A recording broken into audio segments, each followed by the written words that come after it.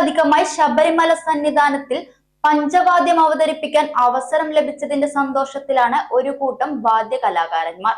ഇത്തവണ 41ഓളം കലാകാരന്മാരാണ് പാലക്കാട് ജില്ലയിലെ കൈലിയാട് പഞ്ചവാദ്യ സംഘത്തിന്റെ പേരിൽ സന്നിധാനത്ത് വാദ്യാർച്ചന നടത്തിയത്.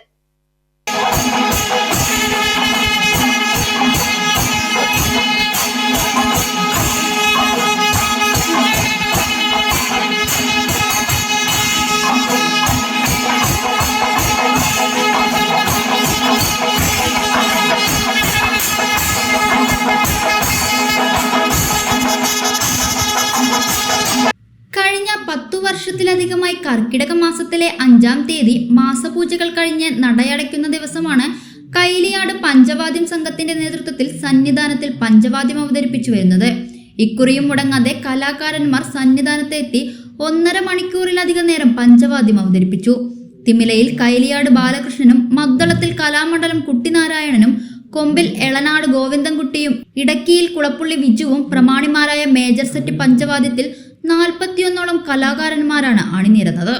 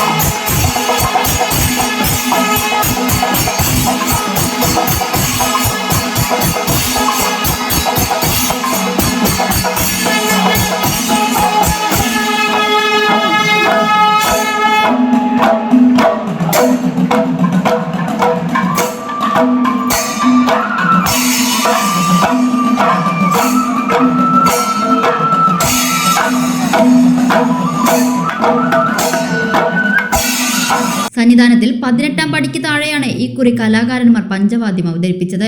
കർക്കിടക മാസത്തിൽ ഇത്തരത്തിൽ വാദ്യാർച്ചന നടത്താൻ അവസരം നൽകുന്ന ദേവസ്വം ബോർഡിനോടും എക്സിക്യൂട്ടീവ് ഓഫീസർ ഉൾപ്പെടുന്ന ജീവനക്കാരോടും നന്ദിയുണ്ടെന്ന് കൊമ്പ് കലാകാരനായ കൈലിയാട് രാജേഷ് പറഞ്ഞു.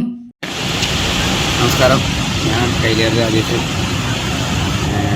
ഞങ്ങൾ ശബരിമലയിൽ ഈ കർക്കിടക മാസം 5-ാം തീയതി പഞ്ചവാദ്യം അവതരിപ്പിക്കാൻ തുടങ്ങിയിട്ട് ഇതൊരു 10 വർഷമെങ്കിലായിട്ടുണ്ടാവും. ഞങ്ങൾക്ക് വളരെ നല്ലൊരു അനുഭവമാണ് ഇവിടെ വന്നിട്ട് പഞ്ചവാദ്യം കൊട്ടിട്ട് തിരിച്ച് ഇറങ്ങി കഴിയുമ്പോൾ. അതിന് ഞങ്ങളുടെ കൂടെ കൈലിയാട് പഞ്ചവാദ്യ സംഘം എന്ന പേരിലാണ് ഇവിടെ കൊട്ടാൻ വേണ്ടി വരുന്ന ടീം സെറ്റ് ചെയ്യുന്നത്. ഇത് കൈലിയാടുള്ളവരല്ല, പല ഭാഗത്തുള്ളവർ സഹകരിക്കാറുണ്ട്. എങ്കിലും അതിന് വന്നു കഴിഞ്ഞാൽ ഒരു 10-40 പേര് ചുരുങ്ങിയത് ഞങ്ങളുടെ കൂടെ ഉണ്ടാവാറുണ്ട്. ഇവിടെ വരുമ്പോൾ ശബരിമല എക്സിക്യൂട്ടീവ് ഓഫീസർ അതുപോലെ മറ്റ് ഉദ്യോഗസ്ഥന്മാരൊക്കെ നമുക്ക് വേണ്ടുന്ന നല്ല സഹകരണം അവിടെ ചെയ്തു തരാറുണ്ട്. വേണ്ടുന്നതായ 2-3 കൊല്ലം മുമ്പൊക്കെ ക്ഷേത്രത്തിനോട് ചേർന്ന ഗണപതി അമ്പലത്തിന് മുന്നിലൊക്കെയാണ് പഞ്ചവാദ്യം കൊട്ടിയാറുള്ളത്.